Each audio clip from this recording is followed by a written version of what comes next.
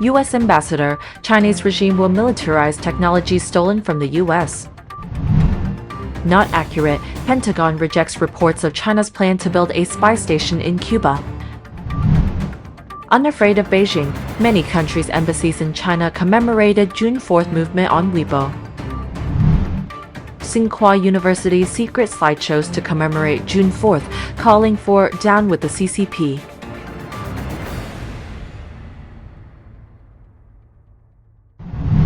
According to the U.S. ambassador to China, Nicholas Burns, the Chinese Communist regime actively and continuously steals American intellectual property and technologies.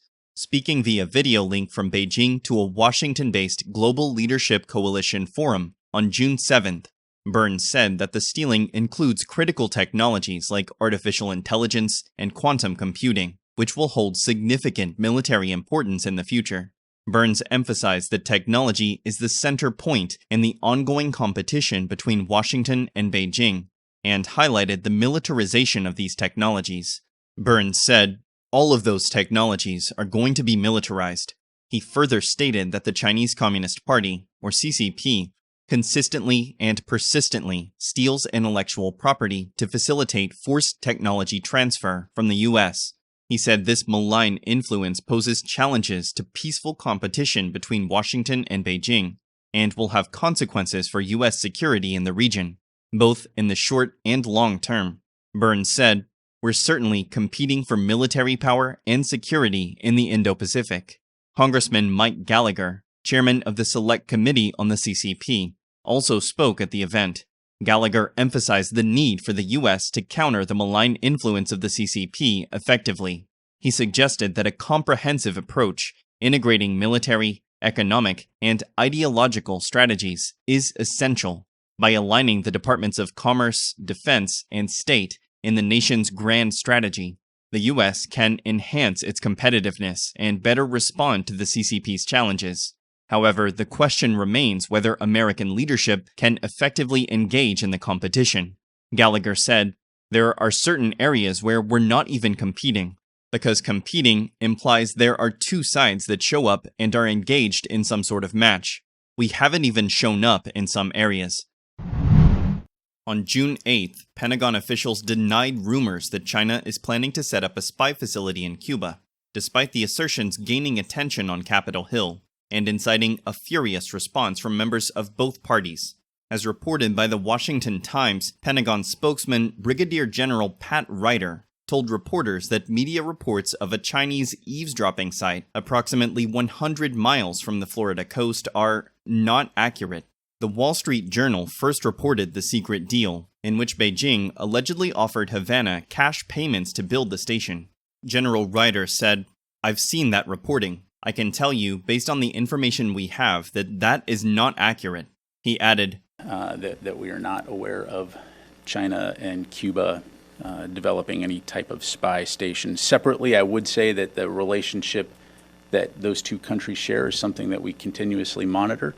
According to the disputed allegation, a station in Cuba would enable China to electronically eavesdrop on American communications in the country's southeast region, where many important American military installations are located. Important lawmakers called on the Biden administration to take action to stop such a listening post in Cuba, after seizing on the Wall Street Journal article and others that followed it on June 8th. Senators Mark Warner and Marco Rubio, chair and vice chair respectively of the Senate Intelligence Committee, stated, "We are deeply disturbed by reports that Havana and Beijing are working together to target the United States and our people." In a joint statement, Senator Warner, Virginia Democrat, and Senator Rubio, Florida Republican, said that Washington must respond to Beijing's ongoing and brazen attacks on American security. They added, "We must be clear that it would be unacceptable for China to establish an intelligence facility within 100 miles of Florida and the United States, in an area also populated with key military installations and extensive maritime traffic. We urge the Biden administration to take steps to prevent this serious threat to our national security and sovereignty." June 4th this year marks the 34th anniversary of the 1989 Tiananmen massacre, in which thousands of unarmed students and protesters died at the hands of the Chinese Communist Party, or CCP, regime. On this sensitive day, any words related to June 4th were banned in China. However, this did not scare the embassies of Germany, the UK, and other EU countries in China. They decided to collectively mourn and commemorate June 4th on Weibo, arousing lively discussions from the outside world. The German embassy in China took the lead in breaking the regime's ban, with a 21-second video posted on Weibo. The video shows only a candle burning in the dark and then turning off, without any text description or narration. The video was deleted by censors after 10 minutes. On the same day, the British Embassy in China posted the front page of the People's Daily on June 4, 1989, on its Weibo. Multiple Twitter accounts then retweeted this cryptic post of the British Embassy, saying, "Thanks the British Embassy in China for commemorating June 4th. The British Embassy's post was also deleted shortly after. After the Weibo posts of the German and British embassies in China were deleted, the EU delegation in China posted the painting, The Scream, of Norwegian artist Edvard Munch on Weibo, with the description, "We won't forget. We will never forget those memories of history."